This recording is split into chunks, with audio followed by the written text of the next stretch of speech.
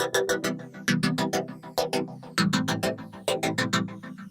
we will have a really, really interesting discussion, I hope, to discuss how a large corporation as Daimler has started doing a few years ago something that we as innovation advisor are experiencing that has been today for many other corporations. So what I'm experiencing today is actually we got as Mind the Bridge the request to do scouting for large corporations since a few years.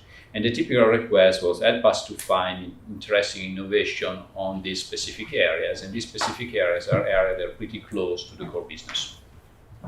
And what is happening now that we get more and more requests to do scouting in areas that are far from the core business.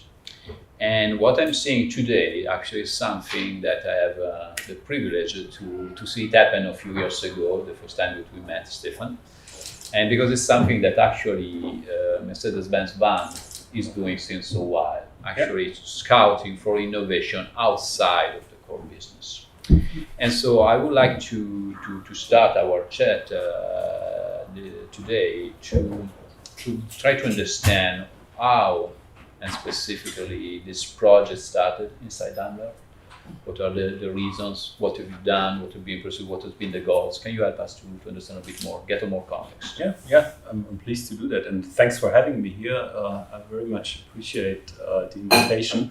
So, to give you some insights of what we're doing at Daimler, specifically at the light commercial vehicle business unit, the so-called van division, Mercedes-Benz vans, with the Sprinter as the icon of that division.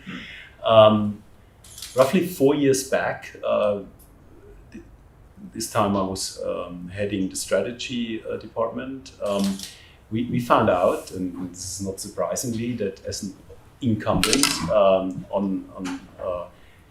it's going to be very hard, we imagined in the future, to stay profitable, to maintain profitable growth, because competition is getting more and more. And we deliberately chose to set up a team I'm now heading, to go after innovations beyond the current core business. And when I say innovations, I don't have only in mind as an engineer technologically innovations, but also business innovations. So the whole team, called Future Transportation, was set up that way to explore fields beyond core business, beyond interior, exterior, drivetrain, chassis, and stuff like that, and to deliver value for us as well as for our customers beyond the current van as a product. And that's what we've been doing since then. And the approach we chose was not to do that only in a kind of incubation mode internally, but also to invest in one or the other selected startup and work with these companies very closely to push the envelope for the startup as well as for us. So probably, again, just to get an example of such an approach, probably the most visible example of what you've done is the one that brought you to invest firstly in a VIA, that is Israeli-US mature startup, and that brought to the creation of joint venture that's called ViaVan. Can you elaborate a bit more about this example? Because it's quite interesting to understand the way you approached such a... Thanks very much. Maybe the slide you see here explains it in a bit more detail. What we did is we did two investments, so to say, in Via Inc., a company which is based in New York City. Their development team is based in Tel Aviv. And we participated in the Series C and in the Series D round. So they were not a small startup anymore back then. This was back in 2016 and 2017. What we also did in 2017, we formed a joint venture, a 50-50 joint venture with them, where we invested $50 million. They invested $50 million. So 2 years back, the company ViaVan was founded. I'm not only wearing my future transportation hat from Mercedes-Benz Vans, I'm also a board director of ViaVan since then. And the business we are in is called on-demand transit. If you have, let's call it a blurred look at it, you would consider it to be something similar to Uber or Lyft, but it is to some degree different. It's different in terms of we want to have shared rides, pooled rides. What we do on-demand transit in Amsterdam, in London, in Berlin, in Milton Keynes, and in some other locations. And the way we do it is in different business models. We do it in Amsterdam and in London in a so-called consumer business, where we run the platform and freelance drivers come, bring their own van along, and we match demand and supply to fulfill the customer's needs who want to go from A to B. And while they're going from A to B, other people are picked up. So at the very end, we share the rides. We have a lot of passenger kilometers traveled with less vehicle kilometers traveled. That reduces congestions, of course, and CO2 emissions and so on. And that is one business model. Another business model is we give our software, our platform, in a software as a service business model to cities, to public transportation agencies. And we're doing fairly well on that. All around Europe, we are gaining ground and winning more and more contracts. And the third business model, which I consider to be the most interesting one, is a transportation as a service business model, where the whole benefits of having an incumbent like Mercedes-Benz Vans and a scale-up like Via, forming that joint venture ViaVan, where they can now leverage all their power they bring in. Because in the transportation as a service business model, the one we do in Berlin, maybe the next this slide shows it, we bring along our vehicles, our vans. So it's the Vito Tourer, the V-Class. 50% of them already battery electric vehicles. We bring the Via technology, which is the software platform matching demand and supply. We bring the operational excellence as a third layer, so to say, where we run that whole business on behalf of the BVG, the Berliner Verkehrsgesellschaft. So that's the public transportation agency we serve, and we supplement, so to say, their existing offer to the citizens in Berlin with that new service called on-demand transit. And there's also a fourth layer I would like to talk about, where we also see the synergies formed, because in order to run that business in the most efficient way, you can imagine you have to do a lot of shift planning. There are more than 400 drivers registered for BerlKonig, as we call it in Berlin. There are more than 150 vehicles deployed. And now how do you assign all the different drivers to the vehicles, which are not in one place only, there are 3 places. So you have to do that in the most efficient way possible. And what we developed is a solution. My team developed it. We call it Van to Share. It offers the drivers as well as the people cleaning the vans overnight and so on, the possibility to gain access with a smartphone to the vehicles, where all the shift planning is done with that software as well. And at the very end, it's a kind of a layer which forms a kind of a glue between our core business layer, the technology, the vans, plus the new layer of technology, the Via technology. And here comes that van to share layer as a kind of a glue. So at the very end, it's a complete technology stack we developed, and that gives you an example of how we as Mercedes-Benz Vans are working with that scale up. And that complete technology stack is now offered to BVG and to other PTAs as well as corporates in the meantime. And we're doing well on that. So this is technically a great example of co-development. Yeah. And going back to this process, okay, you launch new kind of services that has been jointly designed. How this co-development, co-origination process work? Who has been the originator, the leader of the discussions, being your team, the VIA team? What's help us to understand again, because you are planning new kind of services together with a startup. Yes. Each of you is putting on the table, bringing on the table their own expertise, and then there is an additional layer that is the co-creation piece. Yeah. How does it work? Absolutely.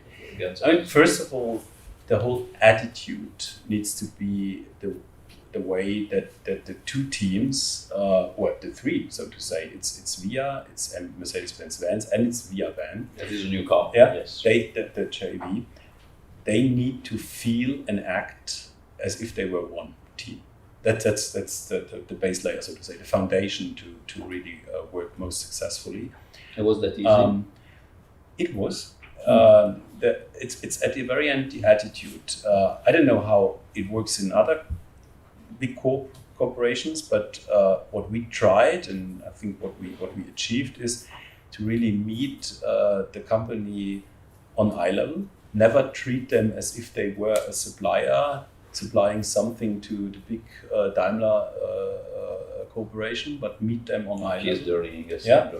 And give them as much empowerment to explore potential fields of developing the business. So the VIA and the ViaVan example, I think, probably is the more structured example, because you made an investment, that you decided it was enough stuff to create a joint venture, and so you created a new company for launching a new novel services based on this cooperation. There are other examples when you start working, like for example Matternet, when you invested and with the goal to start piloting, testing new solution. Can you elaborate a bit more on this example? I find it pretty interesting. Yes, sure. Now we are leaving the area of the transportation of people. We are now moving towards transportation of goods. And as you probably know, vans are, to a large degree, devices for the transportation of goods. And what we explored 3-4 years back, that drones are considered to be a serious means of transportation, for last mile logistics. It's probably some way to go, but we thought, hey, if vans are a device for the transportation of goods, and if drones are a device for the transportation of goods on last mile applications, of course, we should start to work with that. What we did is we did an investment in a company called Matternet. They are based in Menlo Park in the Silicon Valley. And again, there we did not just invest and attended the quarterly board meetings. We really deliberately formed a team within my area of responsibility to work with Matternet and to explore what can be done in the combination of Mercedes-Benz Vans plus drone delivery. So what we did, and that's already 2 years back, we've deployed a service in a pilot. It's not a serious service right now, but in a pilot. We deployed a service in Switzerland in a highly regulated area. We deliberately did not go to any country where regulations are low. In a densely populated area, Zurich. And what we also did is we teamed up with an e-commerce platform. I'm not sure if it exists anymore, but 2 years back, it's been called Zero. These days back, they had two main investors, Swisscom and Co-op, and they ran an e-commerce platform where not only e-commerce companies participated, but also brick and mortar stores in Zurich. And now what we did is we teamed up with one of these companies, one company running a brick and mortar store, delivering special coffee beans to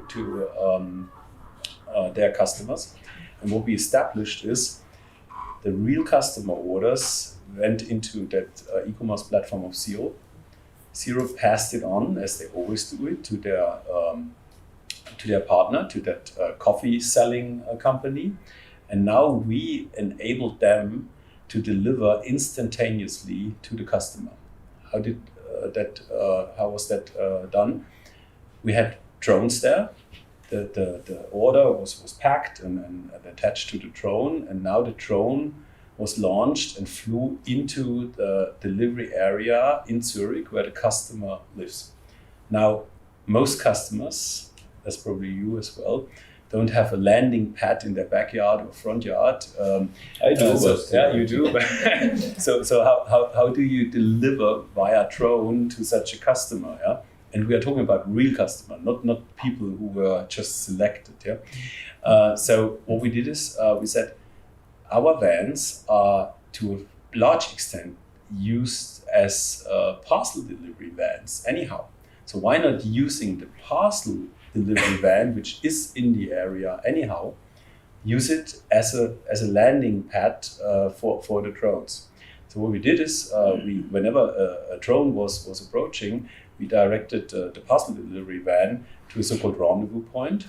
There, the van waited for the drone to come. The drone landed on the roof of the van. There was a special roof with landing technology also equipped. Yeah, the package was delivered on the roof of the van. The drone went back, and the parcel courier could now pick the coffee package from the roof of the van and deliver it to the customer. So the customer got its package within 2 hours roughly. It allowed the brick and mortar store, the coffee selling company, as well as Zero to now compete with fairly large e-commerce giants. You can imagine who I'm talking about. In instantaneous delivery, in same-day delivery, something they could not achieve at all on their own.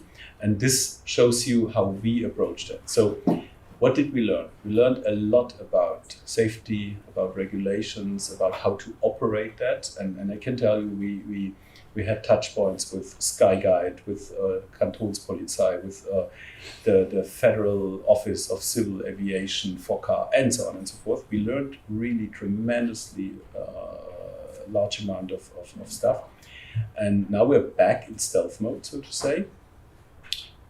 The moment regulations are ready and the moment air traffic control systems based on that regulations are ready, we will be ready to scale up and to launch services like that together with Matternet. Yeah, and what is publicly known is that in the meantime, Boeing invested in Matternet as well. So you can now use your imagination what can be possible with two large players, Boeing and Daimler, plus a scale-up like Matternet in the future once regulations are right. Talking about going back to your 3-4 years of experience, how many pilot have you, again, as a ballpark figure, started with startups in such an innovative, not so close to the core business areas? Not all of them are public, but I tend to say roughly a dozen of true pilots where we're not just playing around for a week or so, but where we invested considerable resources and people and money. Roughly 12, something like this, yeah. And if you should, again, one of the big topic talking about open innovation and having corporates into the innovation game is the concept of that corporates are, by definition, by culture, risk averse. And so one of the problems that we are facing anytime we talk about innovation, open innovation with corporates, especially we are trying to implement it, is how they evaluate success. How they measure the success rate. Because in the corporate world, 1 out of 10 or 2 out of 10, 15% probability, 8% probability. These are the normal ratio where you're doing something that is really innovative, because when you do something that is not innovative, typically you get 100% ratio of execution, but you're not bringing nothing new on the table. When we are really doing innovation, the percentage of success is typically small because it's difficult by definition, and the typical outcome is it doesn't work. Yeah. And so their time is that they got excited, they want to start, and when they start considering the ratios, they got cold feet, they move back. And so talking about your, again, dozen circa POC, what could be what you consider a success rate of them? What we see is 30 to 40%. Let's put it the other way. All of them were successful, even the ones who falsified the hypothesis we placed in them, of course, generated a successful learning for us. Yeah, but the ones who could potentially have an impact on the balance sheet of Mercedes-Benz vans, could generate a profitable business, I tend to say it's 30 to 40% of the ones we started. Yeah. Not all of them are public, of course. Yeah. With some of them, we are with one special one I have in mind. We are in the process of carving it out. We have already founded a separate legal entity. The team is about to in transition to that separate legal entity, and we will see whether it can flourish and be very successful. But there are 30 to 40% of the bets we placed where I think there's a good chance that we will make profit with it. Yeah. And talking about these pilots, again, there is a lot of learning, trying to do things for real. You're not just what is your original design that you have to execute. You make some example of something that didn't work it out or not work it out as planned because some small details. You have something that pop up to your mind that, for an example of how sometimes in the execution you find something that is a small thing that block the things to happen. It's sometimes small, sometimes bigger, but one thing which is public and you could look up in the internet on YouTube, similar to what we've done here with Matternet on drone delivery. We also invested in Starship Technologies, an Estonian-based company, which was founded by the former Skype founders, Arti Heinla and Janus Fries. And they do delivery robots rolling up and down the sidewalks, delivering packages. And we teamed up with them, similar to what we've done here with Matternet. And we thought it's very, very good and smart idea to use our vans as a kind of a mothership for these robots, and have the following procedure: the van doing its parcel delivery route in the delivery area, let's say residential area, and from time to time you release the robots, 8 of them. They do deliveries as well. You continue your parcel delivery route, and after, let's say, half an hour, you recollect the 8 robots, you replenish them with new parcels, and off they go again. At the very end, it turned out to be not successful in terms of economically successful. And the way we did it is we also did a real-life pilot. We went to Tallinn, where Starship Technology is headquartered.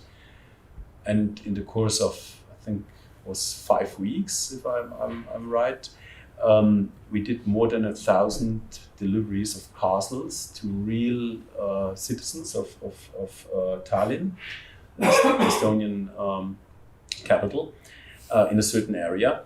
And we got customer feedback, of course. We measured the efficiency gains, but we also measured how much distraction we brought into the normal delivery process of a parcel delivery man, because he had to take detours, he had to find the right parking spot to recollect the robots, replenish them, let them go again, and so on.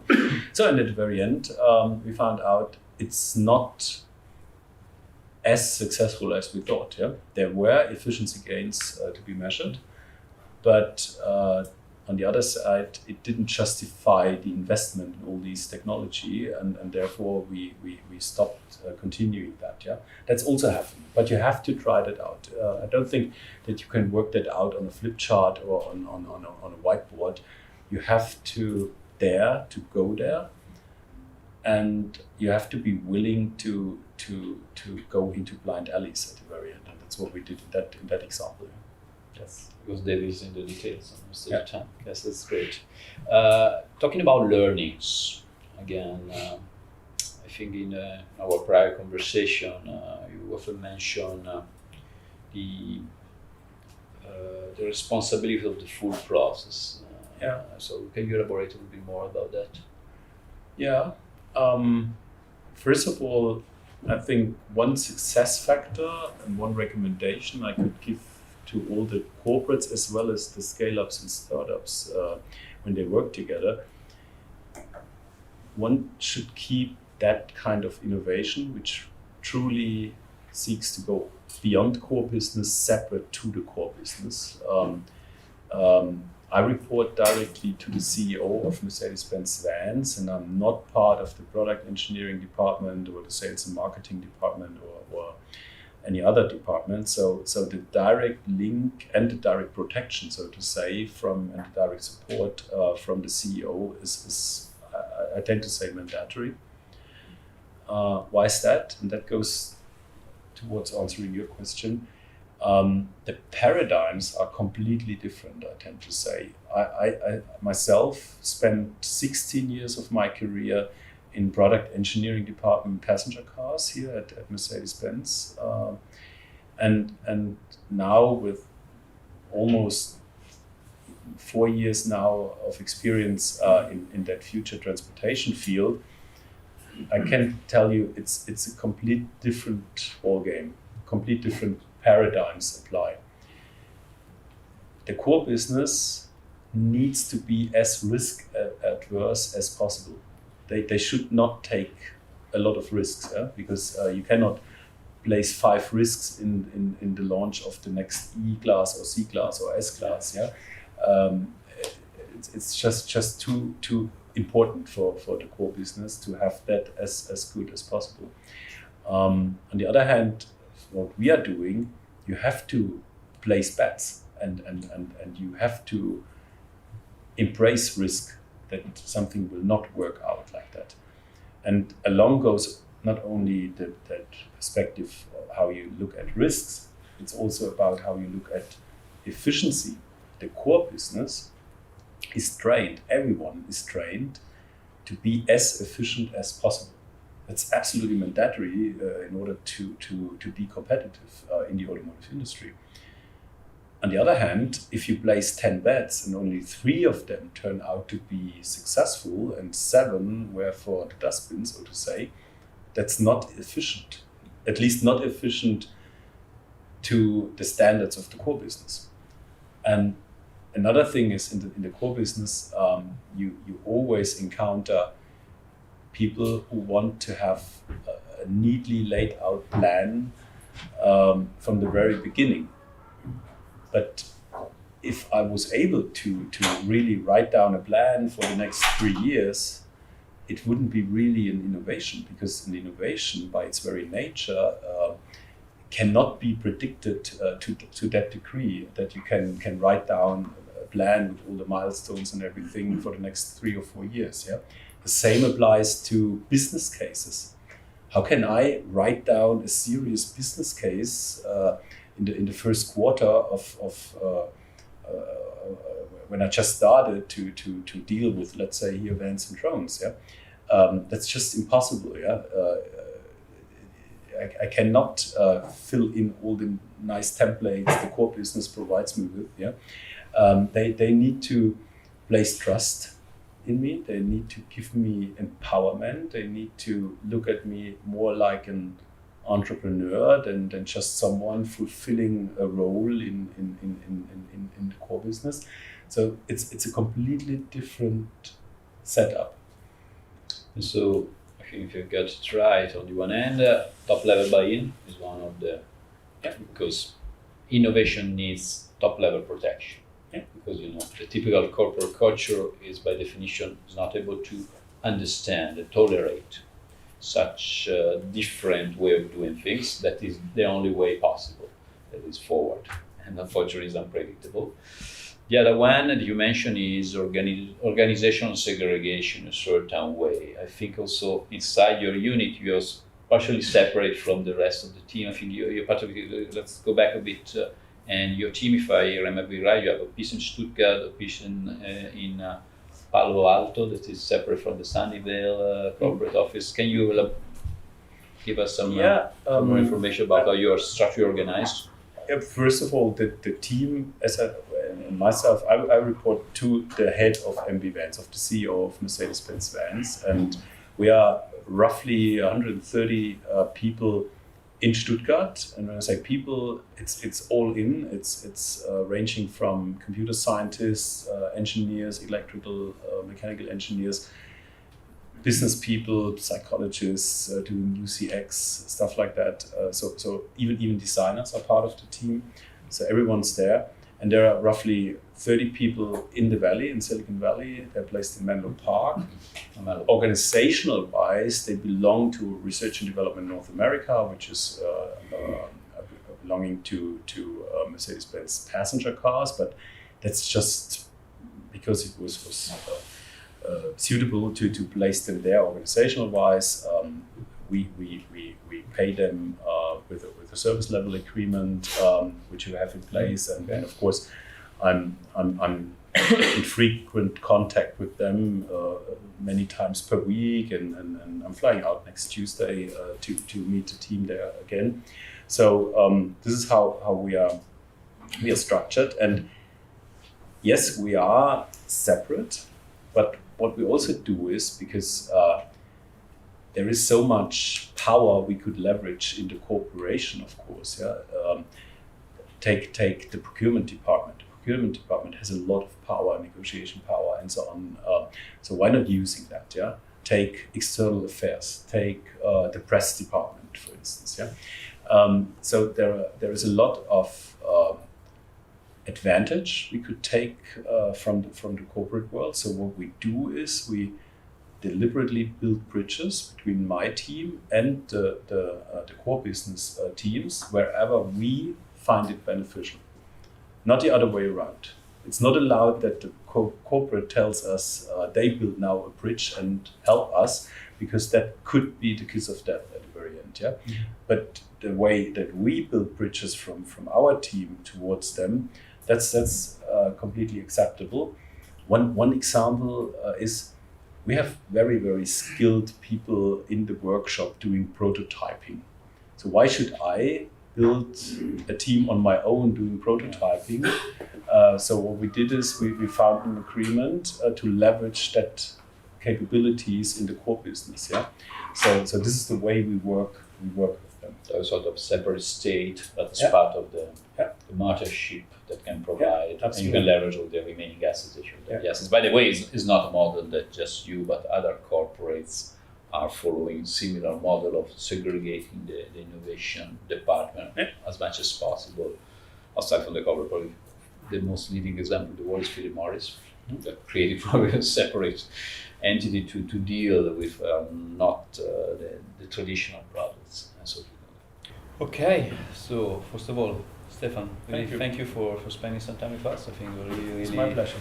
Interesting learning, and let's continue this conversation. I'm looking forward to what will happen next. Thank you. Yeah, thanks very much.